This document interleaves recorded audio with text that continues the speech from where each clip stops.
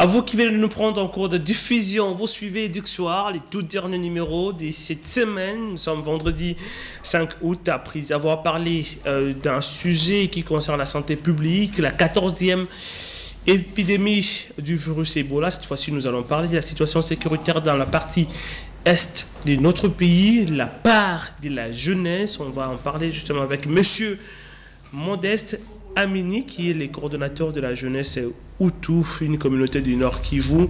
Monsieur Modeste, bonsoir et bienvenue. Bonsoir, monsieur Stéphie, et merci beaucoup. J'aimerais bien vous poser cette question, mais voilà, c'est une question qui va être vraiment comme ça, aussi simple. Il y en a qui vont aussi dire pourquoi je pose cette question.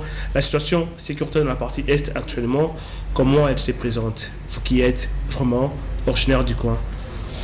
Bon, la situation de manière globale, elle reste très critique. Parce que, juste sous l'état de siège, et nous sommes parmi les gens qui avaient demandé même qu'il y ait cette façon de voir comment on peut maîtriser les groupes armés. Okay. Mais jusqu'à maintenant, les groupes armés deviennent de plus en plus actifs. Et donc, nous disons que la situation, de manière générale, elle reste critique. La situation de manière générale reste critique, c'est ce que vous dites, vous êtes coordonnateur de la jeunesse Hutu. On peut alors dire que ben voilà, c'est une situation critique sous état de siège, dont l'état de siège n'a pas donné des résultats que l'on attendait de ça. On ne s'attendait pas, parce que, vous savez, quand vous arrivez à Massissi, vous arrivez à Rutshuru, vous arrivez partout en province, si réellement l'état de siège était venu pour répondre aux attentes de la population, et la première attente pour la population, c'est traquer ces rebelles, ces groupes armés qui sont en train d'imposer des lois à l'intérieur de la province, dans les territoires. Et aujourd'hui, il y a plus de 2 mois qu'Abunagana est occupé par les M23. Les M23, ouais. Plus de 2 mois déjà, oui. Plus de 2 mois. Et on s'est dit, c'est quoi normalement la tâche principale de l'état de siège? Et en ce moment, ils n'ont fait qu'instaurer des taxes. Et donc voilà pourquoi, pour nous, on soutenait, et même dans la ville de Goma. Vous avez d'abord soutenu l'état de siège avec l'idée que c'est là. On s'attendait à de bons résultats. Les groupes armés, mais là, ben voilà, vous êtes déçus. C'est une déception, parce que même dans la ville de Goma, il y a toujours ce phénomène 40 voleurs. 40 voleurs, c'est-à-dire quoi? C'est-à-dire un groupe de bandits, de voleurs qui viennent la nuit, ils viennent chez vous, ils vous attaquent, ils arrachent même la porte, ils partent avec tout. Là, ce sont les bandits qui font partie des groupes armés, ou bien ce sont des bandits, ce sont des bandits, des voleurs, pas des rebelles, ce sont des voleurs en pleine ville. Et donc, on s'est dit que si on ne parvient pas même à maîtriser la ville seulement, et puis on continue à multiplier des taxes, et quand vous arrivez à l'intérieur... Qui multiplie les taxes? C'est les gouvernements provinciaux. Et quand on parle des gouvernements provinciaux, ils sont allumés. Aujourd'hui, la province, aujourd'hui, le gouvernement provincial est animé par les militaires. Partout, que ce soit les administrateurs des territoires, que ce soit les bourgmestres des communes. Et donc, vous voyez que toute l'administration, et donc voilà pourquoi vous les voyez, en train de célébrer même des mariages. Imaginez-vous. Jeunesse Hutu. On dit que c'est cette jeunesse qui participe aussi aux groupes armés, c'est cette jeunesse qui alimente les groupes armés, non? Ici, nous vous voyons, tirer à bleu et rouge les autorités. N'est-ce pas quelque part, c'est tirer les draps aussi de votre côté? Mais d'abord, il faut vous participer aussi aux groupes armés, ou vous êtes de ceux-là, de ces jeunes de la province qui sont aussi dans des pratiques qui compromettent la sûreté de l'État. Vous savez, messieurs et filles, la jeunesse Hutu, elle est la première. Elle a été la première à sensibiliser les jeunes qui étaient bien sûr égarés, de les amener à déposer les armes. Mais il faut reconnaître qu'il y a quand même eu un groupe de jeunes qui qui ont fait partie ou bien qui sont toujours dans des groupes armés? Je vais y arriver.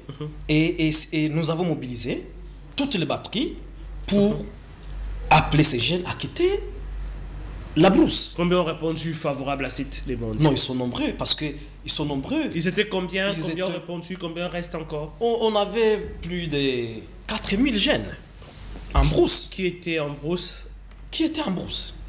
Et nous, le président a lancé la bonne foi et on a dit nous devons accompagner les chefs de l'État comme il a cette bonne volonté et appeler ces jeunes pour qu'on puisse construire ensemble les pays. Nous avons appelé tous ces jeunes à déposer les armes. C'est quoi la déception? Les jeunes viennent, ils quittent dans des brousses, ils viennent dans des camps, des cantonnements. À Mubambiro, j'espère que vous avez suivi ce qui s'est passé à Mubambiro. Là, c'est à Massissi. Les jeunes qui viennent de Massissi, de Alicale, partout, ils viennent à Mubambiro. Mais la prise en charge est chaotique. La prise en charge des réfugiés. D'abord des combattants rendus Ok, voilà, qui ont accepté qui ont fait la l'appel du chef de réduction. l'État, Ouais. qui ont fait la réduction. Ok. Ils viennent à Mubambiro, pas de soins, pas de Mais il y a tout pas un manger. il y a tout un programme avec M. Tamboué, les DDR et tout. non, Chose désarmement. étonnante. Chose étonnante, ces gens pour Les manger. mobilisations et réinsertion sociale. Ces gens pour manger, ils devraient d'abord aller travailler dans la cité de Saké. Il faut la lessive pour les habitants pour qu'on donne à manger. Imaginez-vous, quelqu'un qui a déposé son arme et vous-même vous connaissez la vie de la bourse là-bas. Et nous avons dit que ce programme a échoué, les programmes des PDDS. Ce programme a échoué. Avec M. Tamboué. Oui, c'est un programme qui a échoué. Nous avons déjà remarqué par rapport à ça. Moi-même. Est-ce que vous vous êtes renseigné pour savoir si par exemple ces programmes ont eu aussi l'argent possible, les budgets possibles? Parce que ben voilà, on sait bien comment ça fonctionne dans nos pays africains ici. On institue des institutions et du coup les budgets traînent à arriver. Est-ce que vous êtes sûr qu'il y a eu le budget qui a suivi et après ces budgets n'ont pas été exécutés par exemple pour parler de l'échec de ces programmes? Non, Parce pourquoi? qu'on a senti hein, la détermination du chef de l'État pour la réussite de ces programmes. Et pourquoi lancer un programme sans argent? Mais c'est anormal. Il faut d'abord planifier bien pour que ça puisse donner de bons résultats. Et pour moi, en tant que la communauté, on voudrait que ce programme soit une réussite. Ça, c'est une manière d'aider aussi les chefs de l'État. Et donc, je ne pense pas qu'au niveau de la présidence, on peut créer un programme sans financement. Non. Moi, j'ai été à Rutshuru. Lorsque les rendus à Rumangabo, ils ont manqué à manger. Ils se sont attaqués, commencé à récolter. Mais là, c'était avant. Est-ce que vous êtes sûr que la situation reste telle qu'elle est jusqu'à présent? Jusqu'à ce soir, parce qu'il faudrait que nous sommes en direct. Nous sommes un 5 août. Mais vous Vous savez... étiez quand à Rutshuru, par exemple? Non, il y a d'ailleurs dans ces mois, je suis arrivé à Kinshasa le 26 juin. C'est là Bah, que ça je fait venais plus d'un d'arriver à mois Kinshasa. déjà. Oui. Donc, on peut dire que la situation aussi a changé, non? Ça a dégrongolé parce que aujourd'hui vous voyez que les M23 deviennent de plus en plus actifs dans les Rutshuru. Et vous avez vu il y a même les images quand vous voyez la manière dont on s'attendait, qu'on pensait que ça va, ils vont riposter, mais jusqu'à maintenant il n'y a pas d'avancement, il n'y a pas de changement. Il n'y a pas de changement, zéro avancement. Et alors, en même temps, vous parlez de l'installation effective de M23, des terroristes du M23 dans le Rutshuru. On parle aussi de l'enrôlement de jeunes Hutus. Vous êtes un coordonnateur de la jeunesse Hutu. Ben voilà, les Hutus font partie de cette communauté, parmi des communautés du Nord Kivu. N'est-ce pas là aussi, vous avez cette part des responsabilités dans comment je peux dire, dans ce qu'aujourd'hui les M23, parce qu'aujourd'hui les M23 reçoivent quand même des nouvelles recrues parmi des jeunes autochtones, dont les jeunes Hutus aussi. Là, je vais vous dire non. Dites-nous la vérité, parce que la communauté vous je vais vous dire non. Parce que la communauté n'a jamais envoyé un jeune Ben, la communauté ne peut pas envoyer, mais les jeunes peuvent aussi y aller. Les jeunes Hutus peuvent aller aussi de leur propre gré, non? Plutôt, je voudrais vous dire que c'est la résistance de nos jeunes Hutus, des Rutshuru, qui fait face derrière nos forces. Parlons-nous de cette résistance. Comment ça s'est organisé? Qu'est-ce qui s'est fait? C'est derrière nos FARDC. Parce que nous avons dit que nous devons soutenir notre armée, le FARDC. Et nous sommes parmi les premiers qui avaient demandé, même au chef de l'État, de nous amener un centre de formation militaire à Rutshuru ou à Goma, où les jeunes Hutus vont s'enrôler massivement pour faire en quelque sorte de résistance, barrer la route à ces ennemis de la paix qui cherchent chaque fois à déstabiliser l'est du pays. Et vous les connaissez, c'est les Rwandais. C'est les Rwandais. Et voilà pourquoi même avant-hier, nous avons mobilisé la jeunesse Hutu.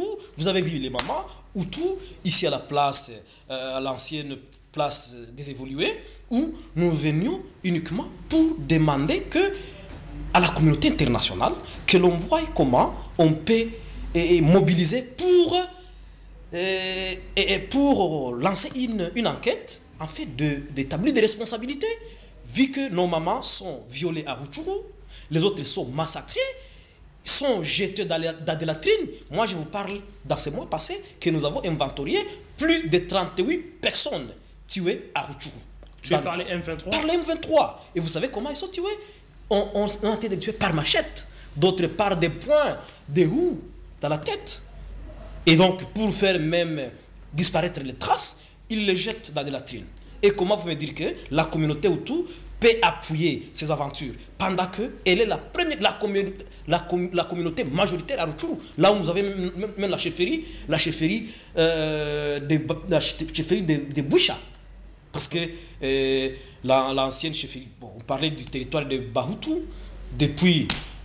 juste depuis le lac Kivu jusqu'au lac Edouard, c'était l'ancienne chefferie de Bahutu. Mais aujourd'hui, le siège de Bahutu, c'est à Boucha, là où nous avons la chefferie. Et nous sommes les premières victimes quand on est en train de tuer, de violer nos mamans en plein air comme ça. Aujourd'hui, la vie de ces populations est imposée dans la brousse, sans aucune assistance, monsieur le journaliste. Est-ce que, voilà, comme moi je suis voilà, ça me dérange énormément quand vous parlez des zéro assistance. Donc, les gens qui n'ont pas voulu rester sur place, qui n'ont pas voulu être sous la coupe du M23, n'ont pas d'assistance, c'est ça? L'État n'assiste pas ces gens? Ces gens qui ont fui leur maison. Et c'est aujourd'hui... Qui ont refusé d'être vraiment de... Non, oui, sous la coupe du M23. Ils sont les premières victimes. Et les autres qu'on est en train de tuer, ce sont les gens qui viennent, peut-être vous voyez les vieillards, parce que il manque à manger. Imaginez-vous un vieux qui était entretenu par ses enfants, mais il n'est pas en mesure aussi de prendre fuite. On les a surpris, il faut prendre fuite. Mais une semaine, 2 semaines, il faut apprendre que même la vieille est décédée. La grande question à se poser, comment on va l'enterrer? Il faut d'abord négocier le M23 pour voir comment on peut l'enterrer si possible. Voyez-vous? À part ça aussi, ces terroristes commencent même à casser les portes pour voir s'ils peuvent chercher même les gens qui se cachent à l'intérieur.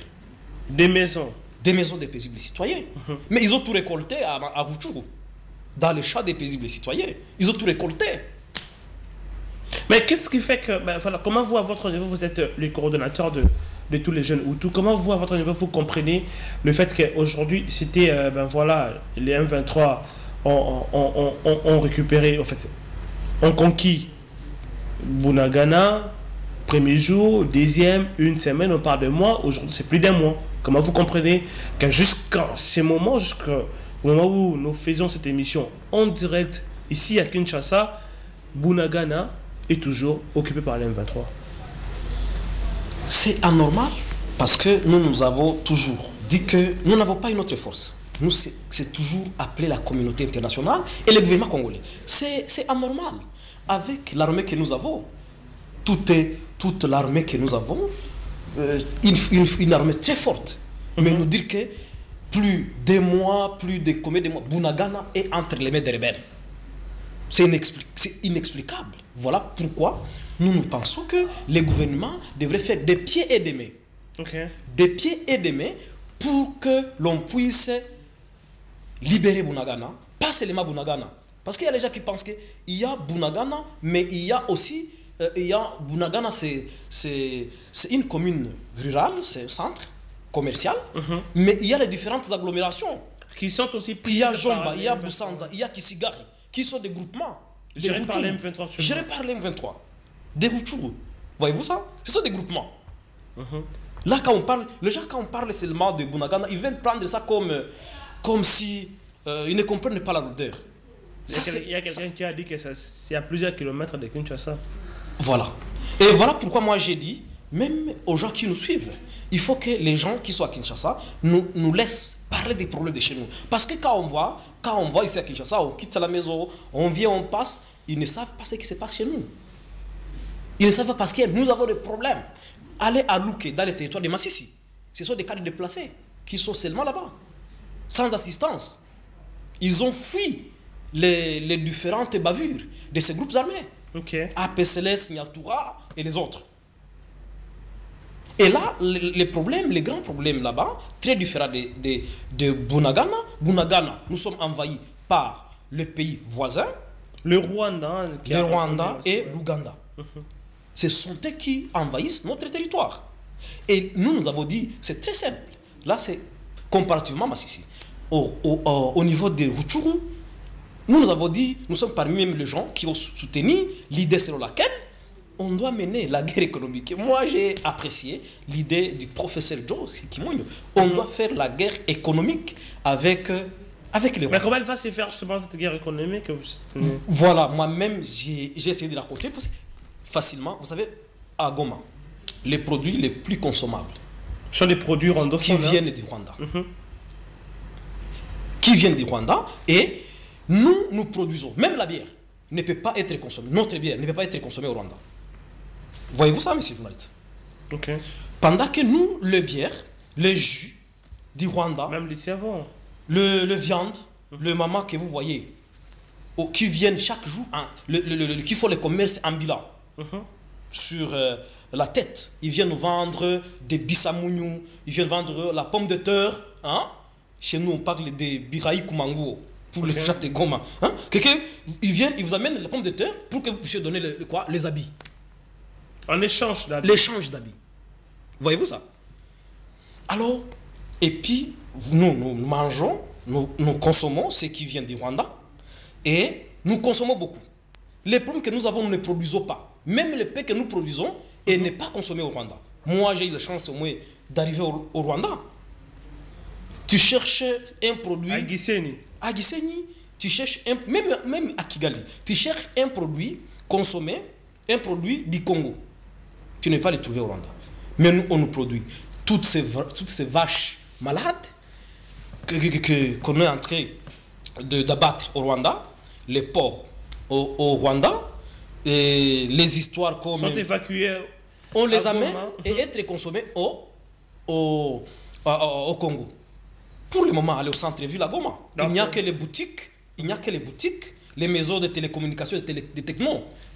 Il n'y a que les maisons des Rwandais qui sont là-bas. D'ailleurs, pour vous, cette guerre économique consistera à bloquer la vente de tous les produits du Rwanda sur le sol congolais. La non-consommation. Mais aussi interdire les activités de tous les opérateurs économiques rwandais. C'est très important. Mais imaginez-vous un produit du Rwanda qui vient du Rwanda jusqu'ici à Kinshasa. Mais déjà, parce que nous parlons de cette guerre économique, n'est-ce pas, elle a été déjà lancée par Kinshasa quand l'on sait que parmi des mesures qui ont été prises par l'État congolais, il y a notamment l'interdiction de vol du Rwanda qui jusqu'à présent n'ont pas repris. C'est une action salutaire. Et là, nous avons félicité. Mais ça, ce n'est pas encore trop fort. Okay. Comme appeler ces gens de manière... Ça, c'est psychologique. Il faut le faire et inculquer un produit qui vient du Rwanda. On refuse de les consommer ici. Nous le voyons, même les piments. Même les piments ici à Kinshasa. Made in Rwanda. Made in Rwanda. Et pourquoi vous aussi, à votre niveau, pourquoi vous aussi, à votre niveau, nous sommes vraiment arrivés à la fin de cette émission. Il nous reste pratiquement moins de 5 minutes. Pourquoi vous aussi, à votre niveau, puisque vous êtes jeune leader dans cette partie du pays, pourquoi vous ne lancez pas, par exemple, des campagnes de boycott des produits made in Rwanda, par exemple? les temps, par exemple, ben voilà, d'attendre que les conseils de ministres se réunissent pour décider sur cette mesure. Mais vous, déjà, à votre avis, vous pouvez lancer des petites campagnes sur terrain. Hein. Nous avons déjà lancé ça, même à partir d'avant-hier. Okay. À la place des évolués, nous avons appelé la jeunesse congolaise de boycotter toute consommation de produits made in Rwanda, qui sont même à Goma, et nous pensons que nous allons y travailler avec les mouvements citoyens, avec les différentes organisations. Nous allons sensibiliser la jeune pour faire face au Rwanda. Au Rwanda, vous avez vu avant-hier le rapport des Nations Unies. Ça aussi, hein, les experts des Nations Unies qui ont dit clairement que ben voilà, le Rwanda participe à ce qui nous arrive, les Rwandais qui encouragent les groupes armés dans notre pays.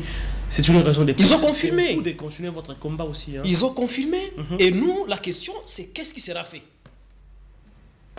Qu'est-ce qui sera fait? Parce que l'important, ce n'est pas seulement dénoncer, mais il faut penser aussi en termes de sanctions. Et que cela soit fait de manière le plus vite possible. Comment on peut maîtriser? Il faut y arriver. Les Rwandais, les Nations Unies a dénoncé, mais il faut arriver aussi à faire quoi? À sanctionner. Merci les Rwandais. Beaucoup. Monsieur Modeste, vous avez peut-être un message particulier qui n'a pas été dit, là aussi. Un message particulier, c'est profiter de ces plateaux pour... vous allez regarder la caméra qui est juste en face de vous. Hein. Pour demander à la population congolaise que les gens, la population de Rutshuru est en détresse. Elle est en détresse. Et donc, en dehors de ce qu'a fait le gouvernement, nous avons vu, c'est très insignifiant. Et nous voulons qu'ils puissent participer, qu'ils puissent voir comment ils peuvent au moins assister ces familles. Et donc, c'est une manière que nous profitons de ces plateaux pour lancer la campagne de collecte de biens et de fonds pour assister la famille, la population de Rutshuru, qui est une population aujourd'hui en détresse et qui est dans la brousse.